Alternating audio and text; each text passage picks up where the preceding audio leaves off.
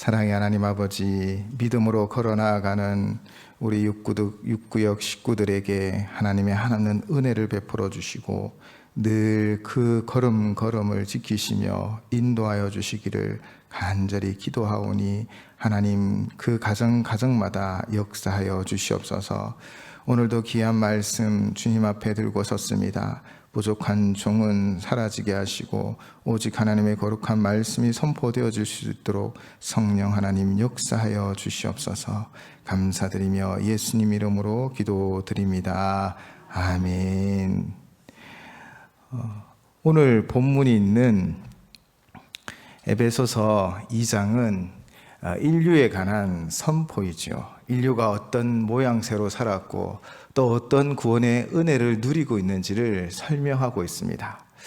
인류는 허물과 죄로 말미암아 죽을 수밖에 없는 존재였지요. 그래서 3절을 보시면 전에는 우리도 다 그 가운데서 우리 육체의 욕심을 따라 지내며 육체와 마음이 원하는 것을 하여 다른 이들과 같이 본질상 진노의 자녀였더니 라고 우리의 현 주소를 설명해 주고 있습니다. 우리는 본질상 진노의 자녀들이었습니다. 그러나 놀라운 하나님의 은혜가 무엇입니까? 오늘 읽진 않았지만 4절에서 6절 말씀을 우리 한 목소리로 함께 봉독하도록 하겠습니다. 4절에서 6절 말씀입니다. 긍휼이 풍성하신 하나님이 우리를 사랑하신 그 큰 사랑을 인하여 허물로 죽은 우리를 그리스도와 함께 살리셨고 너희는 은혜로 구원을 받은 것이라. 또 함께 일으키사 그리스도 예수 안에서 함께 하늘에 앉히시니. 아멘. 오직 긍휼이 풍성하신 하나님께서 그분의 뜻대로 우리를 사랑하셔서 죽을 수밖에 없었던 우리를 바로 예수 그리스도와 함께 살리셨다라고 선포하고 있습니다. 바울은 이것이 바로 은혜라고 이야기하고 있죠. 은혜는 무엇입니까? 하나님께서 거저 주신 것, 그래서 우리가 값없이 받은 것입니다. 바로 하나님의 선물인 것이죠.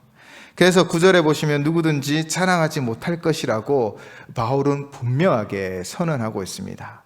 우리가 무엇인가 하고 잘해서 얻어진 것이 아니라 바로 전적인 하나님의 주권적인 행위 가운데 우리에게 베풀어 주신 것이지요. 그래서 오늘 본문은 구원에 관하여 가장 우리에게 잘 설명하고 있고 또 구원받은 백성이 어떻게 살아가야 하는 것인지를 우리에게 알려주고 있습니다. 먼저 본문 8절 말씀 제가 다시 한번 봉독하도록 하겠습니다. 너희는 그 은혜로 인하여 믿음으로 말미암아 구원을 받았으니 이것은 너희에게서 난 것이 아니요 하나님의 선물이라. 아멘. 이를 제가 표준 세번역으로 다시 한번 읽어드리겠습니다.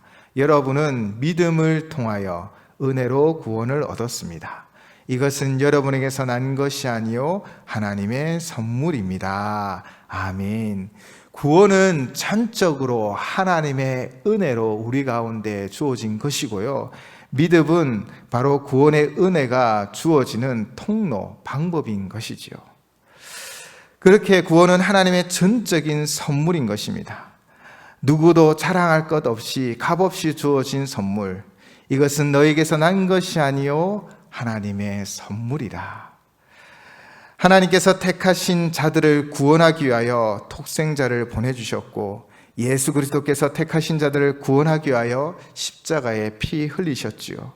그렇게 우리의 모든 죄를 다 지불하여 본질상 진노의 자녀였던 우리를 하나님의 자녀로 건져주셨습니다.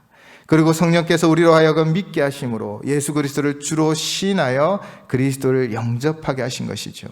이처럼 구원은 전적인 삼위일체 하나님의 역사 가운데 있는 것입니다. 그래서 에베소서 1장 6절은 이렇게 말하고 있습니다. 이는 그가 사랑하는 자 안에서 우리에게 거저 주시는 바 그의 은혜의 영광을 찬송하게 하려 하는 것이라. 아멘. 거저 주시는 것, 바로 하나님의 은혜로 우리를 구원하시고 그래서 우리를 통하여 찬양과 찬송을 받으시기를 원하시는 것이지요. 정말 인간은 어떤 존재였을까요? 정말 인간은 로마서 5장을 통하여 우리 구원받기 전의 모습을 알 수 있습니다. 로마서 5장 6절에서는요, 우리가 아직 연약할 때라고 이야기하고요. 로마서 5장 8절에서는 우리가 아직 죄인 되었을 때라고 이야기합니다. 그리고 로마서 5장 10절에서는 우리가 원수 되었을 때라고 말하고 있죠. 즉, 우리가 강할 때 우리가 구원받은 것이 아닙니다. 우리는 연약했습니다. 우리가 의로울 때가 아닙니다. 바로 죄인 되었을 때 우리를 구원하여 주셨고요. 또 우리가 하나님과 친밀한 관계와 하나님을 잘 섬길 때가 아니라 바로 하나님과 원수 되었을 때 하나님은 구원을 베푸셨다는 것이죠.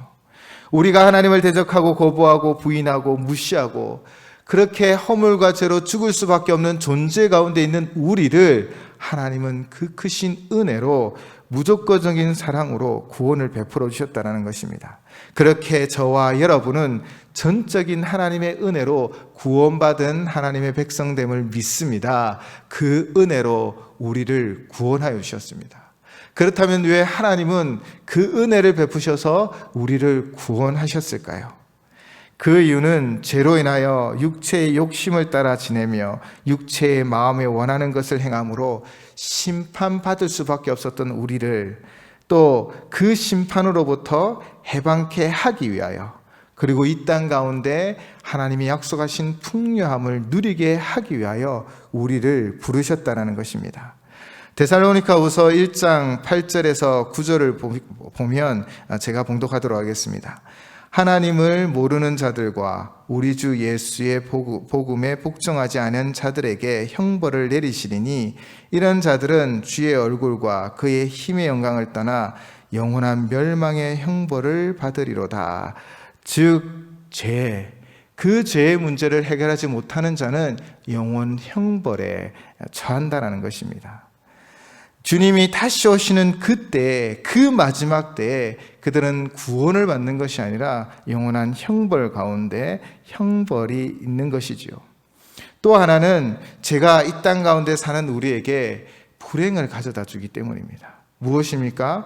죄의 권세로 사로잡혀 죄의 종로로 타는 사람들마다 불법을 행하고 또 다른 사람들에게 피해를 입히고 또 힘들게 할 뿐 아니라 자신이 뿌린 대로 그 씨앗을 거두어 고통 가운데 있게 된다는 것이죠.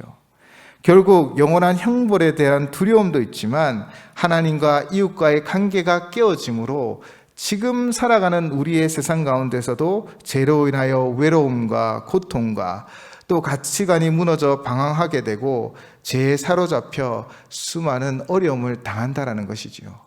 그것이 바로 죄가 우리 가운데 역사하는 것입니다. 하나님은 우리를 사랑하시기 때문에 우리 인간이 죄로 인하여 영원 형벌을 받는 것도 원하지 않으시고 또한 죄로 인하여 고통당하는 삶을 원하지 않으십니다. 오직 그 은혜로 구원받은 하나님의 백성이 되어서 영원한 나라를 상속받기를 원하시고 또 이 땅 가운데서도 선한 목자의 인도하심을 받기를 뜻하시는 것이죠. 그렇게 하나님은 우리를 사랑하셔서 우리에게 은혜 베푸시며 그 은혜로 우리를 구원하여 주신 것입니다. 결국 우리를 긍휼히 여기셔서 그 죄의 고통으로부터 건지시기 위하여 메시아가 무엇을 하셨습니까? 이사야 53장 5절은 이렇게 예언하였습니다. 그가 찔림은 우리의 허물 때문이요 그가 상함은 우리의 죄악 때문이라. 그가 징계를 받음으로 우리는 평화를 누리고 그가 채찍에 맞음으로 우리는 나음을 받았도다. 아멘. 우리의 허물과 죄 때문이었습니다. 그분은 찔리시고 상함을 받으셨습니다. 주님이 징계를 받음으로 우리는 평화를 누렸고요. 그가 채찍에 맞음으로 우리는 나음을 얻었습니다. 바로 예수 그리스도가 그 십자가에서 우리의 모든 죄값을 다 치루오셔서 우리를 제 종으로부터 해방케 하시며 하나님의 자녀로 삼아주시고 이 땅 가운데서도 하나님의 자녀의 권세를 누리게 하셨으며 또 영원한 저 나라를 상속하게 하셨다는 것이지요. 그러므로 우리는 이 은혜를 기이 여기셔야 합니다. 우리에게 베풀어 주신 하나님의 은혜, 그 은혜로 말미암아 우리가 구원받았다라는 그 믿음 가운데 든든히 서서 이 은혜를 기이 여기며 살아가셔야 합니다. 그러나 현대를 살아가는 우리의 모습 중에는 어떤 모습들도 있습니까? 디트리히 본헤포는 이런 이야기를 우리에게 하며 경고하고 있습니다. 은혜를 값싸게 보는 우리의 견해는 교회의 대원수임을 알아야 한다라는 경고입니다. 하나님의 은혜를 값싸게 본다라는 것이죠. 본헤포는 값싼 은혜란 회개 없이 재용서가 가능하다라는 설교, 교회의 규율을 무시한 세례, 죄 고백이 없는 성만찬, 은밀한 참회가 없는 면죄 확인으로 설명하고 경고하고 있습니다. 즉, 회개를 선포하지 않은 채 그냥 듣기 좋은 소리만 하는 설교들, 또 그냥 기복적인 그런 복만을 외친다는 설교라면 그것은 값싼 은혜로 만들어 버린다라는 것이지요. 즉, 은혜가 값없이 받는 것이다 라는 것을 알면서, 그런데 그 은혜가 얼마나 값비싼 희생이 따랐는지를 잊어버린다라는 것입니다. 결국 구원은 우리는 공짜로 받은 것입니다. 그 은혜로 받은 것입니다. 그러나 그 은혜를 베풀시기 위하여 하나님은 자기 희생을 하셨습니다. 모든 것을 우리에게 다 내어주셨습니다. 자신이 구원받았다는 사실을 자신이 공로가 아니라 오직 하나님의 은혜로 받았다라는 그 사실 가운데 우리는 너무나 그 사실에 도취되어서 이 은혜를 대수롭지 않게 생각하는 경우들이 있다라는 것이죠. 그래서 본헤포는 값비싼 은혜가 아니라 값싼 은혜라는 말을 통하여 우리에게 늘 경고하고 있습니다. 이 은혜가 정말 어떤 은혜입니까? 은혜가 비싼 것은 무엇보다도 하나님이 자신의 아들을 대가로 세운 하나님의 희생 때문이요, 하나님께 비싼 것이 우리에게 살 리가 없는 것이다. 이같이 비싼 은혜가 은혜임을 무엇보다도 우리의 생명을 위하여 하나님 자신의 아들을 아깝다 하지 않고 내어준 데 있다. 귀한 은혜는 결국 하나님이 사람이 되신 것을 뜻한다 라고 본헤포는 설명하고 있습니다.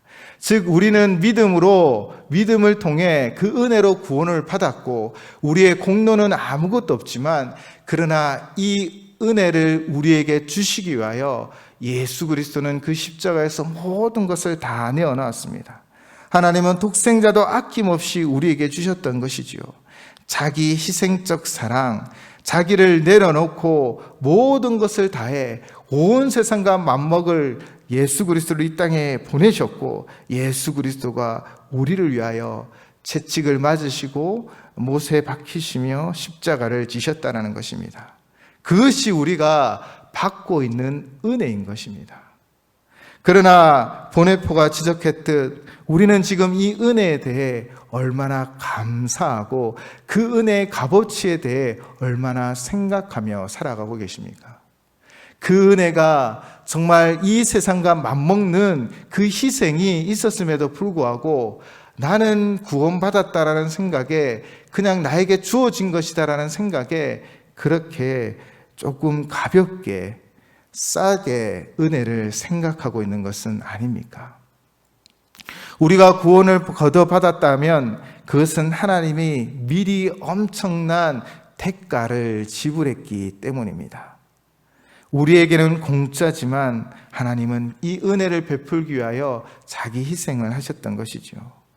우리는 값없이 주신 은혜이지만 하나님은 온 세상과 맞먹는 희생을 하셨다는 것입니다. 그러므로 최고의 은혜, 값없이 주어진 이 은혜에 우리는 항상 감사하며 그 값어치를 알고 또 마음에 감사하며 살아가셔야 합니다. 그것이 바로 구원받은 우리의 하나의 모습인 것이죠. 참 모습인 것입니다. 우리에게 주어진 이 은혜는 그렇게 우리를 위한 희생과 사랑의 결정체임을 알고 우리의 공로가 아니라 그 우리의 은혜로 주어진 이 구원에 늘 감사하며 사는 성도가 되시기를 주님의 이름으로 부탁을 드립니다. 그렇다면 이렇게 은혜를 베푸신 이유가 무엇일까요? 구절을 보시면요, 행위에서 난 것이 아니니 이는 누구든지 자랑하지 못하게 함이라. 아멘.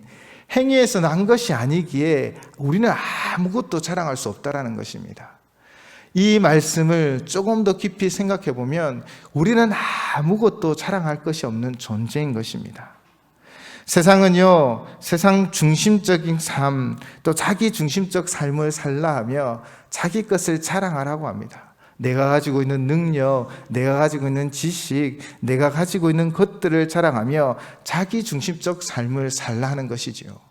그러나 구절이 우리에게 말하는 것은 무엇입니까? 행위로 난 것이 아닙니다. 그래서 우리는 아무것도 자랑할 것이 없다라는 것이지요. 즉 세상과 다른 방식으로 살아가셔야 합니다. 세상은 나의 것을 자랑하며 사는 세상이라면 우리가 살아가는 세상은 바로 하나님 앞에 구별된 세상과 다른 삶을 살아가는 것이고, 그것은 결국 거룩한 백성으로 살아간다라는 것이죠. 세상과 구별된 삶을 살아가야 하는 것입니다. 베드로는 베드로전서 1장 15절로 우리에게 이렇게 권면하고 있습니다. 오직 너희를 부르신 거룩한 이처럼 너희도 모든 행실에 거룩한 죄가 되라. 아멘. 오직 너희를 부르신 거룩한 이처럼 너희도 모든 행실에 거룩한 자가 되라.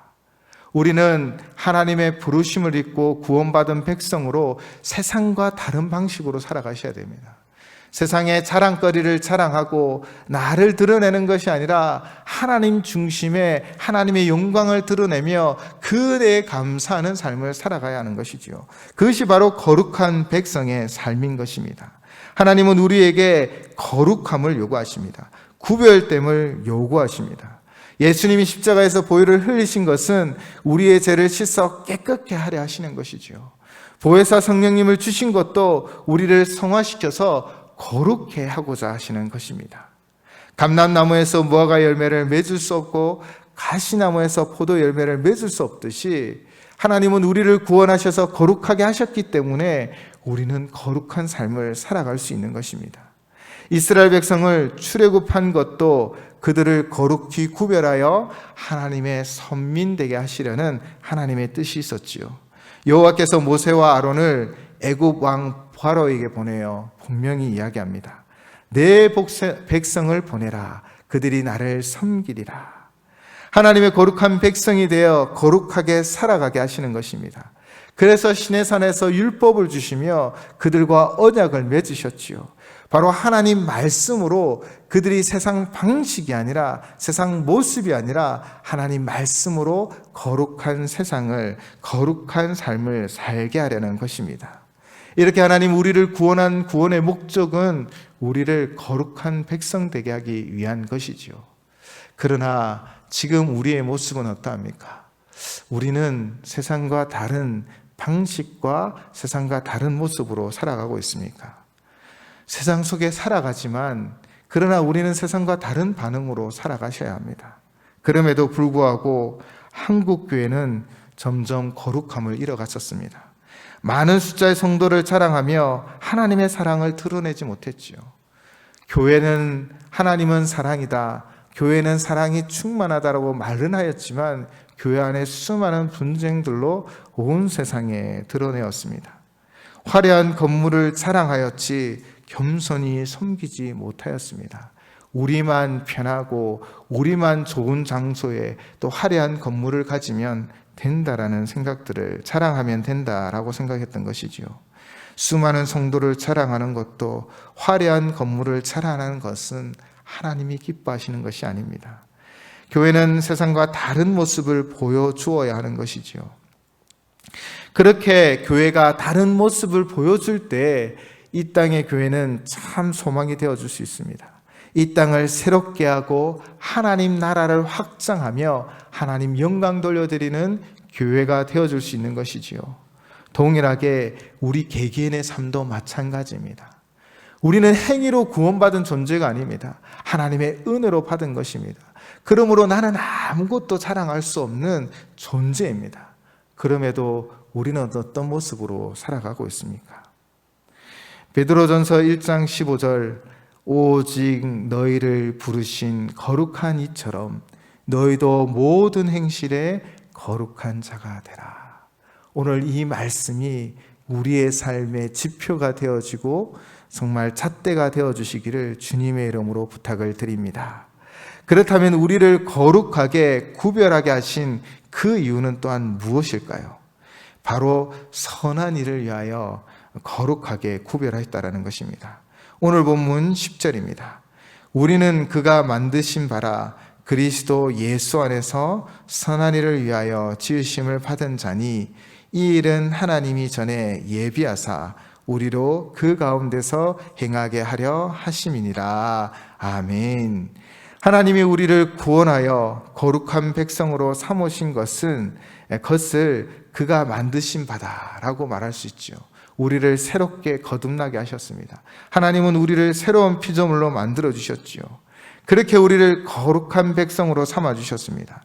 우리가 구원의 백성이 되고 거룩한 백성이 된 것은 하나님께서 행하신 것임을 분명하게 말씀하고 있는 것이지요.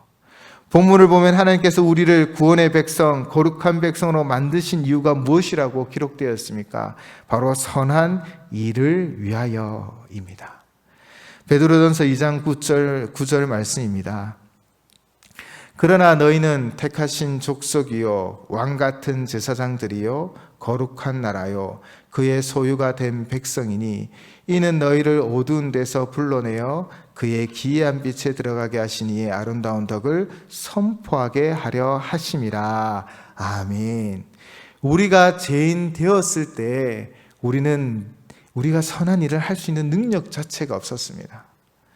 선한 일을 할 의지조차도 없었죠. 그러나 구원의 은혜를 입은 사람은 선한 일을 행할 수 있다는 것입니다. 왜냐하면 우리를 거룩한 백성으로 택한 족속으로 왕같은 제사장으로 거룩한 나라로 그의 소유된 백성으로 부르셨기 때문입니다.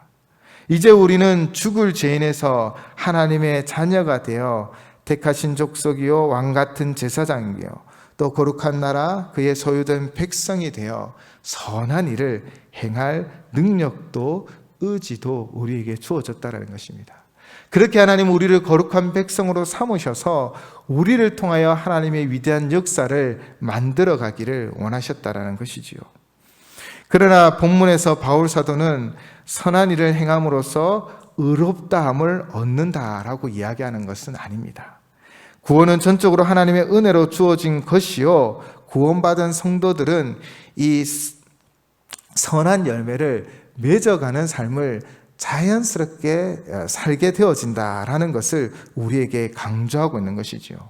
종교개혁자 마틴 루터도 이 갈라디아서 주석에서 이렇게 설명하고 있습니다. 선한 행위가 칭의의 원인은 아니지만 그 열매인 것만은 틀림없다. 우리가 의롭게 되면 우리는 선한 일을 할 수 있고 또 선한 일을 행하려고 한다.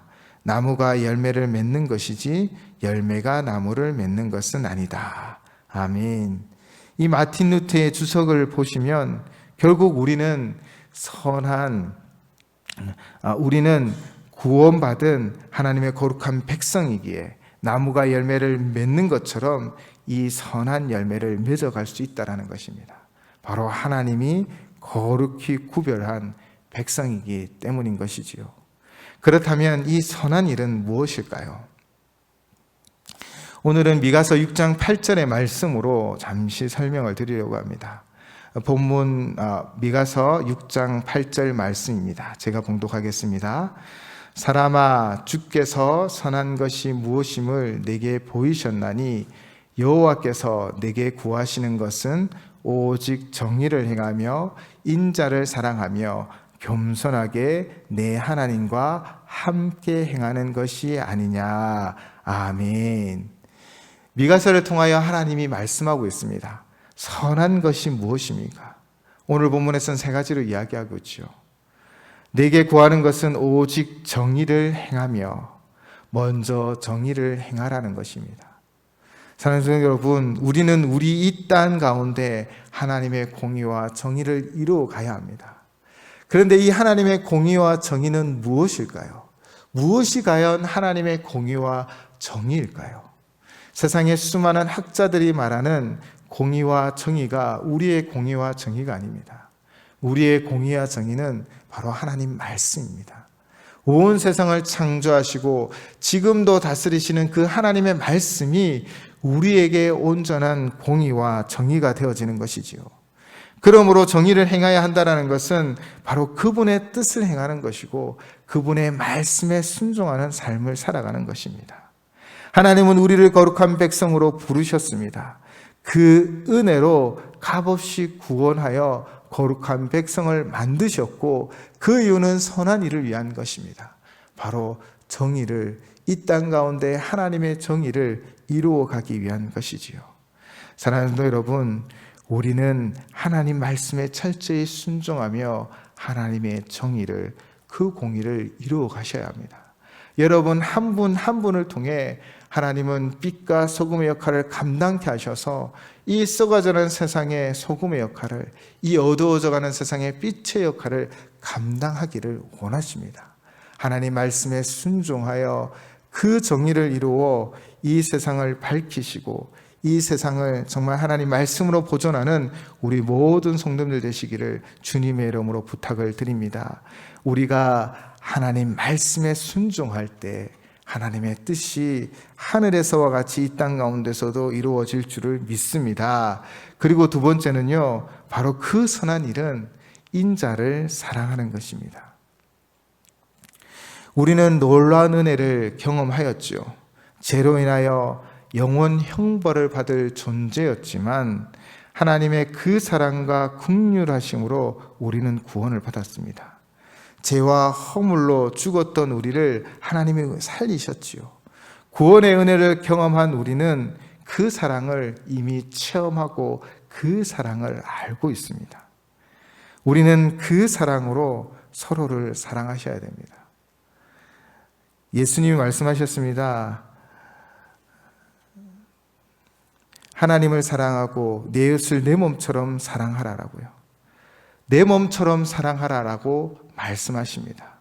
여러분 배고프신 적 있으시죠? 여러분 마음이 슬프신 적 있으시죠?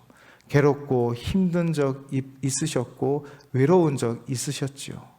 동일하게 우리의 이웃도 우리의 형제 자매도 배고픔과 때로는 고통과 때로는 외로움 속에 살아갑니다. 그들을 향하여 내가 받았던 그 은혜를 나누는 것이 바로 사랑인 것이지요. 그들도 똑같이 어렵고 힘들다라는 것을 생각하며 그들의 동행자가 되어지고 그들의 친구가 되어지는 것, 그것이 바로 우리가 마땅히 해야 할 구원받은 백성으로, 거룩한 백성으로 살아갈 우리의 참 모습인 것입니다.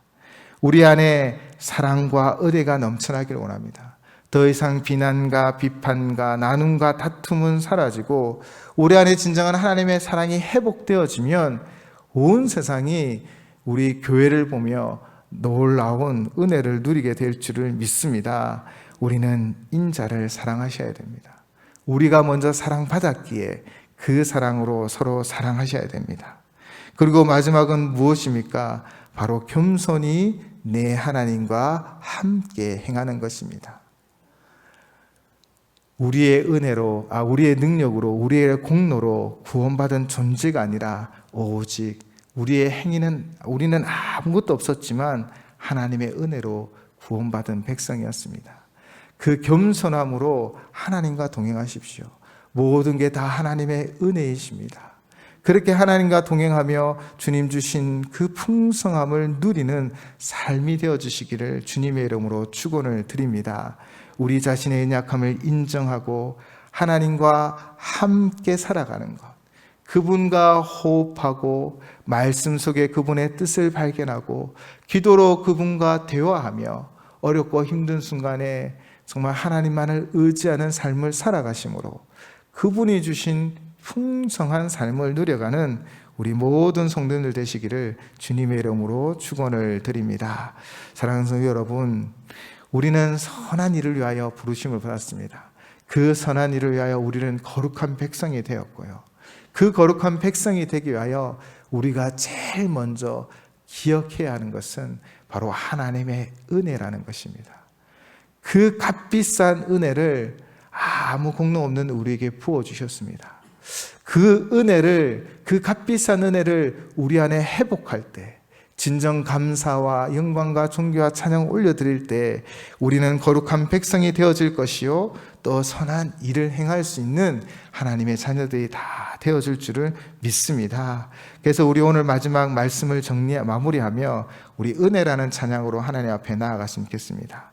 내가 누려왔던 모든 것들이, 내가 지나왔던 모든 시간이, 내가 걸어왔던 모든 순간이 당연한 것 아니라 다 하나님의 은혜였습니다 라고 고백하는 이 시간이 되었으면 좋겠습니다. 함께 찬양하시겠습니다.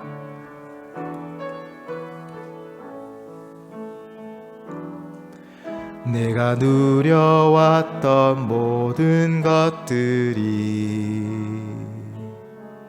내가 지나왔던 모든 시간이,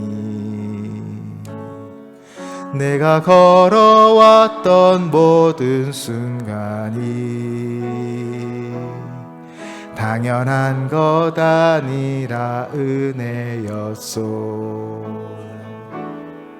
아침 해가 뜨고 저녁에 노을,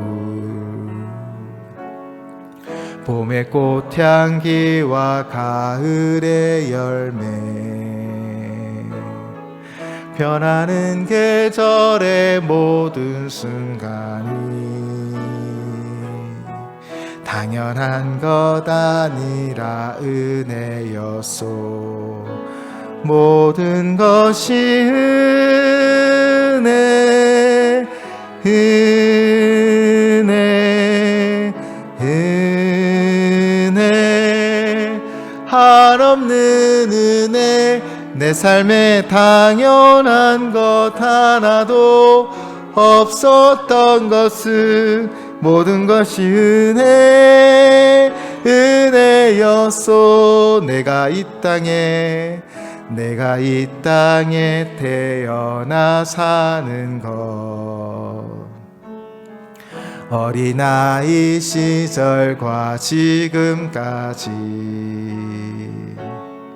숨을 쉬며 살며 꿈을 꾸는 삶, 당연한 것 아니라 은혜였소. 내가 하나님의 자녀라 살며 오늘 찬양하고 예배하는 삶, 복음을 전할 수 있는 축복이 당연한 것 아니라 은혜였소. 모든 것이